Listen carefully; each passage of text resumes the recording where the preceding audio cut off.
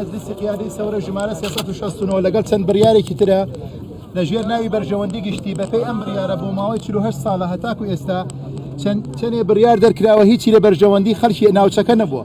بەڕێزان کێشەی ئیستملاک زۆر هەستیارە. ئەگەر خەڵکانی زۆر شارەزا بەشدار نەبن لە دۆزینەوەی چارەسەر ئەکەوینە هەڵەیەکی گەورەوە بە شێوەیەک جارێکی تر چارەسەری بۆ ناکرێت. لەبەر ئەوەی نەکەوینە ئەم هەڵەوە بڕیارماندا وەکو خەڵکانی ناوچەکە ئەنجومەنێک پێک بێنین لە چەند کەسێکی کورد و تورکمان بەشداری هەموو بڕیارەکان بین لەگەڵ ڕێزمان بۆ هەموو لایەنێک. ئەگەر بڕیارێک دەربچێ لە هەر لایەنێکەوە بەبێ بەشداری ئێمە لەو کاتە چارمانیە دژی ئەوەستینەوە. ئەڵێن ئەمانەی بڕیار ئەدەن نوێنەرانی ئێمە نین. ئێمە وەکو خەڵکی ناوچەکە ئەزانین چۆن مامەڵە لەگەڵ وەزعی زەویەکانمان بکەین. ئێمە بە درێژایی تەمانمان لەناو ئەم کێشەیە کوڵاوین. هیوادارین ئەگەر ڕێز لێ ئێمە ئەگرن و ئێمە بە کەس و کاری خۆتان ئەزانن با خۆمان بڕیار بدەین لەسەر چارەنووسی ناوچەکانمان. با نەکەوینە ڕۆژێکەوە گلەیتان لێ بکەین ناچار بین دشتان بۆستێنەوە. سوپاستانەکەم. سپاس. سيد كوا سيد تمام سيد حياتي سيد ما غمش بوير ما سيد بوير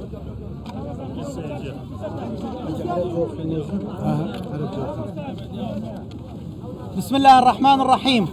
إلى السيد رئيس مجلس القضاء الأعلى وإلى السيد رئيس مجلس الوزراء وإلى جميع الحكومة المركزية والحكومة ناوانديو حکوومەتیە ناوخۆجیەکانیش بۆ فەرماندەی ئۆپراسیۆنەکانی کەرکووک ئێمە وەکو جوتیاران و تورکمانی کوردەکان کە لێرە لەم ناوچەیە نیشتەجێین لە ناوەندی کەرکووک لە گوندەکان و بەشەکانی کەرکووک داوا دەکەین ئاگادارتان دەکەینەوە کە زەویەکانمان لە سەردەمی بەعزدا پێش 40 ساڵ دەستی بەسەردا گیراوە لەلایەن دەسەڵاتی لە ناوچووەوە بە ناوی بەرژەوەندی گشتیەوە بە ناوی پرۆژەی نیشتەجێبوونەوە بە ناوی پرۆژەی سیاسیەوە بە ژمارەیەک بڕیاری ئەنجومەنی باڵای شۆڕش کە هەڵوەشێنراوەتەوە هەروەها بە بڕیاری کۆمەڵێک فەرمانداری ناوچەکانی باکوور ناوچەکانمان بە ناوی ناوچەی خۆجێی و وەزارەتی بەرگریەوە تۆمار کراوە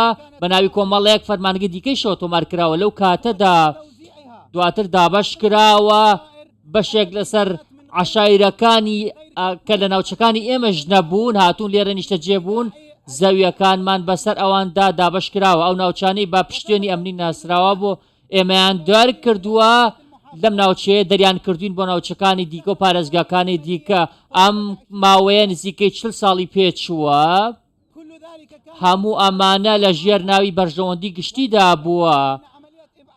دوورخستنەوەمان لەم ناوچەیە دوو کوتلەی گرتووەتەوە. کورد و تورکمان کاریگەری نەرێنی گەورەی دروست کردووە. کاتێک ڕژێمی پێشڕووخا گەڕاینەوە بۆ ناوچەکانی خۆمان و زەویەکانی خۆمان کە بەهێز دەستی بەسەرداگیرا بوو لە ئێمەیان بردبوو. دواتریش کۆمەڵێک خەڵکمان دۆزیەوە. دواتر زانیمان کە لە وەزارەتی کشتتوکاڵی عێراق ئەو زەویانەی تۆمار کردووە لەسەر ناوی کۆمەڵێک کەس کە هاتوون لێرە نیشتەجێ بوون بە زۆرم لێ. کاتێک ڕژێمی پێشوو ڕووخا بڕیارەکانی وەکو خۆیمانەوە تاوەکو ئێستش بڕیارەکانی چالاکن دەمانەوێت ئەو بڕیارانە هەڵبوەشێنرەوە. هەر بڕیارێک ئەنجومەنی باڵای شۆڕش دابێتی دەمانەوێت هەڵی بوەشێنیدەوە چونکە ئەنجومەنەکە خۆی هەڵوەشان